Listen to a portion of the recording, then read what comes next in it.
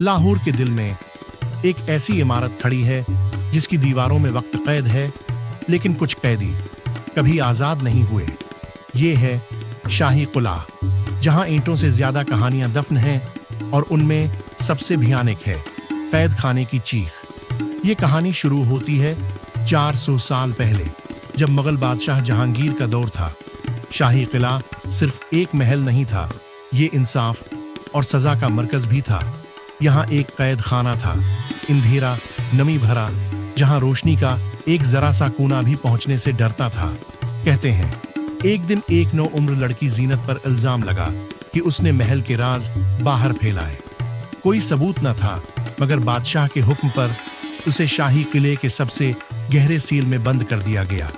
वो रात भर चीखती रही, मैं बेकसूर हूँ, मुझे जाने दो। मगर किले की दीवारें बस उसकी चीखें अपने अंदर जज्ब करती गईं। दूसरी रात कैद खाने से अचानक एक ऐसी चीख बुलंद हुई कि पहरेदारों का दिल कांप गया। वो भागे गए, मगर अंदर जाकर देखा तो सेल खाली था।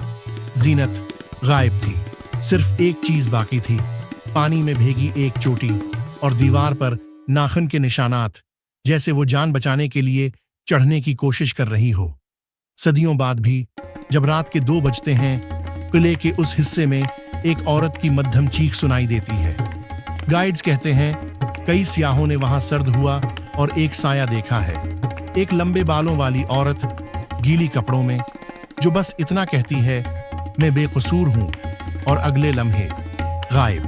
यही किला आज भी दिन में तारीखी मकाम है, मगर रात को ये एक कब्रिस्तान है जिंदा लोगों के लिए।